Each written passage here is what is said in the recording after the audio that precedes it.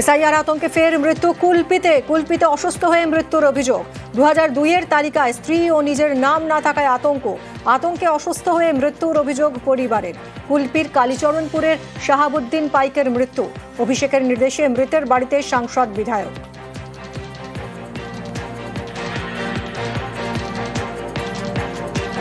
SIR রীতে আতঙ্কে মারা গিয়েছে। এসআইআর কি ওনার নাম নেই? না, 2003-এর নাম নেই।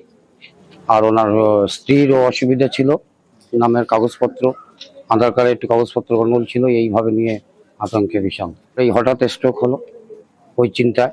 হ্যাঁ, ও বলছে আমার কাগজপত্র এই নেই, আমার ভোটারের এই নাম নেই, বাবার আজ থাকলে কি হবে, আমার স্ত্রীর নেই, এই নিয়ে অসুবিধা হবে বলছে, আমি শুনতে পাচ্ছি সব।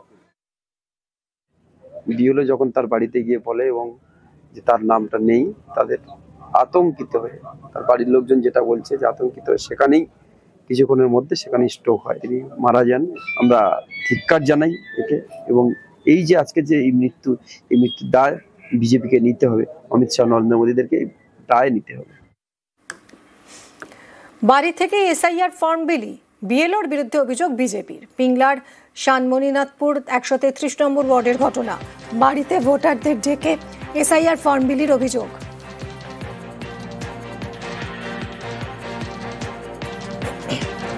বিএলও সরস্বতী মুর্মুর বিরুদ্ধে অভিযোগ, বিজেপির অভিযোগ অস্বীকার বিএলওর।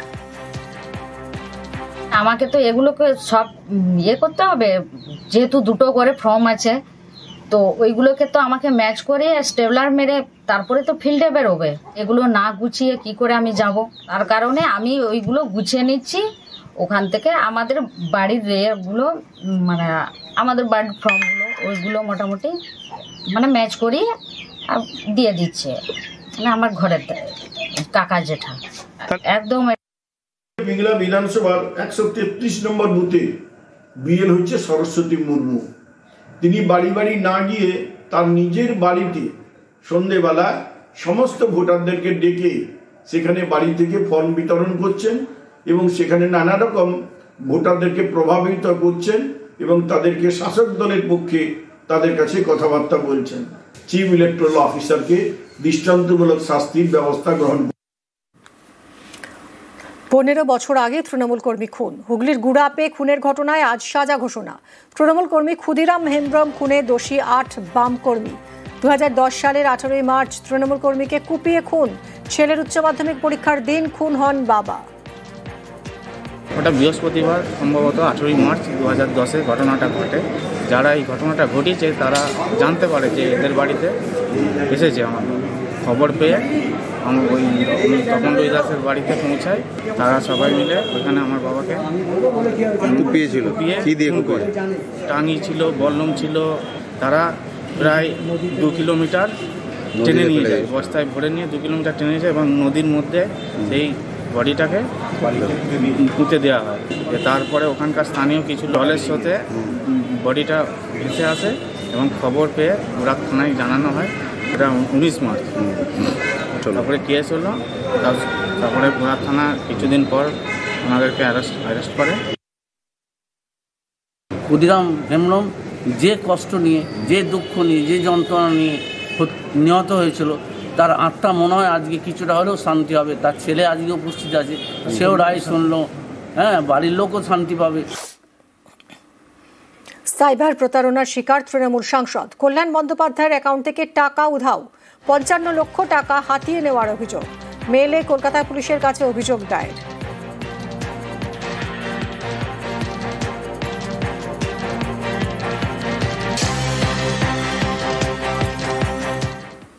কলকাতা বিমানবন্দরে একটা বাঁদর হারিয়ে গেছে। মেরে কেটে 2 ফিট উচ্চতা। এয়ারপোর্টের কোন কোনায় যে লুকিয়ে রয়েছে 800 ক্লোজ সার্কিট ক্যামেরা 3 দিনেও তার হদিশ পায়নি। ব্যাংকক থেকে আনা বিরল প্রজাতির 2টো বাঁদরের একটা এখনো বেপাত্তা।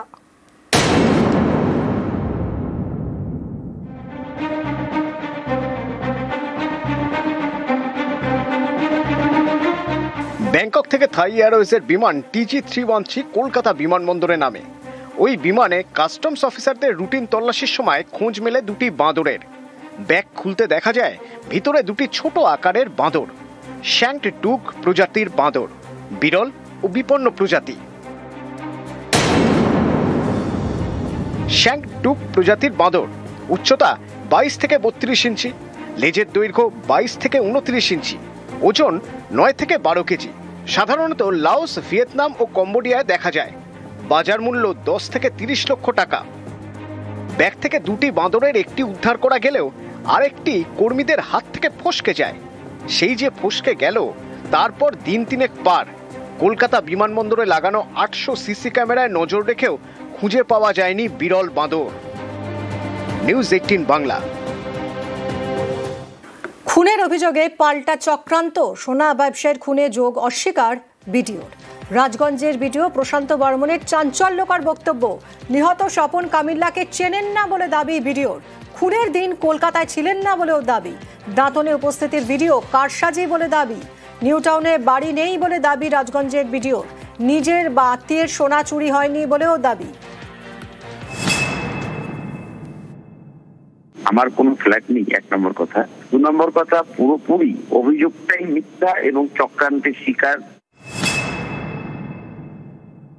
আপনার বা আপনার আত্মীয়র বাড়িতে চুরি হয়েছিল কি? আমার বা আমার আত্মীয় কারো বাড়িতেই চুরি হয়নি। আপনি কলকাতায় এসেছিলেন কবে?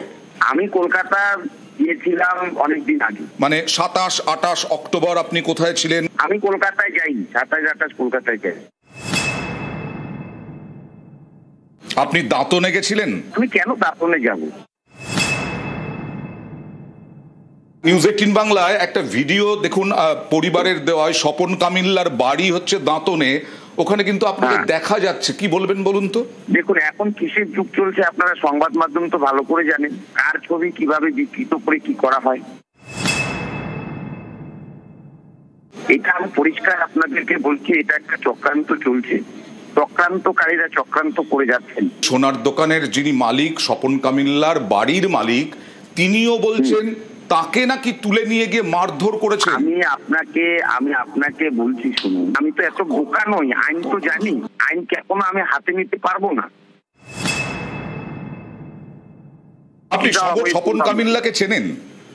আমি কিভাবে চিনব স্বপন কামিল্লাকে বলুন? আর আমার চেনার কি দরকারই আছে?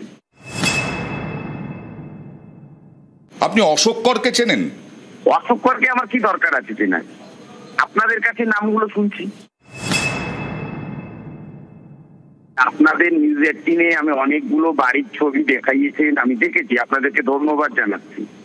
আপনারা এগুলো একটু এভিডেন্স করে দিন না। এই বাড়িটা ওনার, কাগজ এটা, এই বাড়িটা ওনার, এই কাগজ এটা। মাটিগাড়া, বীরপাড়া, নিউ টাউনের যাত্রাগাছি, এই সমস্ত বাড়িগুলো নয় আপনার? আমি প্রশান্ত বর্মন আপনার বাড়িতে গিয়ে ঘুমালে ওই বাড়িটাও আমার হয়ে যাবে? মাটিগাড়ার বাড়িতে তো আপনাকে দেখা গেছে। আমি এখানে তো ভাড়া নিয়েছি। আপনার আওয়াজ শোনা গেছে বাইরে, আপনি সাংবাদিকের সঙ্গে কথা বলছেন। এখানে তো ভাড়া নিয়েছি, ভাড়া নিয়ে থাকি এখানে। আসল বাড়িটা কোথায়? আমার আসল বাড়ি গ্রামে, বোকারের মঠ। আপনি গ্রামে গিয়ে খবর নিন না, আমি কি ধরনের ছেলে আছি খবর নিন, এবং আমি কিভাবে একটা পিছিয়ে পড়া সমাজ থেকে উঠে আসছি সেটা খবর নিন। দেখুন, মানুষ যখন বিপদে পড়ে তারা কারো নাম কারণ বলে, এটা প্রমাণ হবে, তদন্ত হবে। আজকে ঠিকাদাররাও দুর্নীতির অভিযোগ করেছেন আপনার বিরুদ্ধে। এই ঠিকাদারদের একটু আপনারা মুখ দেখতে বলুন, এবং সংবাদ মাধ্যমের প্রতি আমারও আস্থা আছে। এই ঠিকাদাররা ওখানে ইউনিয়ন বাড়ি চালাতো, এই ঠিকাদাররা ওখানে কাটমানি তুলতো, সেটা আমি বন্ধ করে দিয়েছি ভিডিও হয়ে আসার পর। আমার নামে আমার মোবাইলে ফোন এসেছিল অডিটর সাহেব যে আপনাকে এবার দেখে নেওয়া হবে, আপনার নাম ঢুকিয়ে দেওয়া হবে। তার মানে অডিও রেকর্ড করা আছে। আপনি এই তথ্যগুলো দিতে পারবেন? পুলিশ ডাকলে যাবেন আপনি? অবশ্যই যাবো। আপনার বিরুদ্ধে এফআইআর হয়েছে দাঁতনের থেকে, পরিবারের থেকে, স্বপন কামিল্লার পরিবারের থেকে। দেখুন, এফআইআর হয়েছে, সেটা আইনত আছে, আইনের দ্বারস্থ হব। অবশ্যই মহামান্য আদালত আছে, আদালত বিচার করবে। আমি তদন্ত সহযোগিতা করব, তদন্ত যেখানে এগোবে সেখানে সহযোগিতা করব, সব রকম সহযোগিতা আমার তরফ থেকে থাকবে।